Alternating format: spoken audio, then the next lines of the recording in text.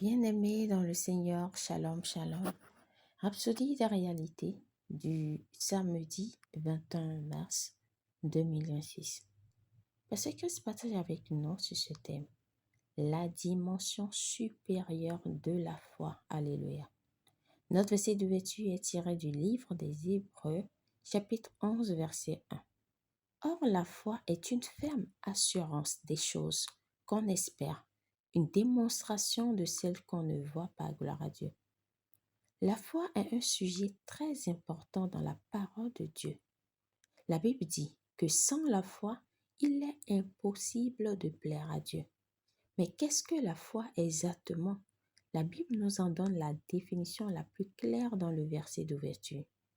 Dans l'Ancien Testament, ce que nous appelons la foi était souvent exprimé davantage comme une assurance ou une confiance en Dieu. Ils avaient confiance qu'il tiendrait ses promesses, qu'il les guiderait et qu'il serait avec eux tout au long de leur voyage. Alléluia. Abraham, par exemple, a démontré ce genre de foi en s'engageant sans réserve envers Dieu, dépassant toutes les limites de la confiance.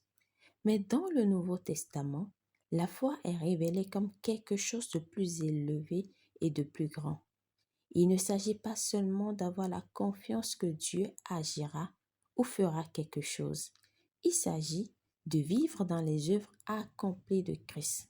Il s'agit de savoir et d'accepter que Dieu a fait tout ce qu'il devait faire pour nous et d'agir en conséquence. Par conséquent, la foi étant la substance des choses espérées, cela signifie quelle est la matérialité de votre espérance. C'est l'assurance que ce que vous avez cru est devenu réel, que vous le possédez, indépendamment de ce que votre pensée ou vos sens peuvent vous dire. La parole de Dieu est la preuve que vous êtes qui Dieu dit que vous êtes, que vous savez ce qu'il dit que vous avez et que vous pouvez faire ce qu'il dit que vous pouvez faire. Votre réponse à ces vérités et à d'autres vérités contenues dans la parole de Dieu est la foi. Gloire à Dieu. C'est pourquoi nous disons que la foi est la réponse de l'esprit humain à la parole de Dieu. Lorsque vous entendez sa parole, votre esprit doit la saisir comme réelle, car votre esprit peut voir, percevoir et répondre aux réalités spirituelles, même lorsque vos sens ne le peuvent pas. C'est ce que Dieu attend de nous.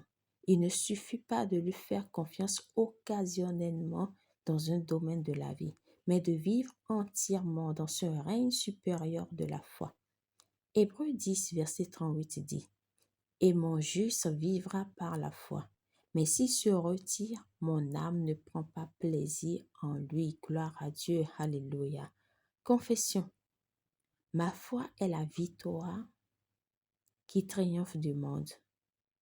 Je vois, je possède et je vis dans la réalité de mon héritage, de mon identité et de mes capacités en Jésus-Christ. Ma foi est active. Elle produit des résultats et transforme des circonstances désespérées à la gloire de Dieu. Amen, amen. Pour une étude approfondie, nous lisons Hébreux 11, verset 6, Romains 10, verset 17, 2 Corinthiens 5, verset 7.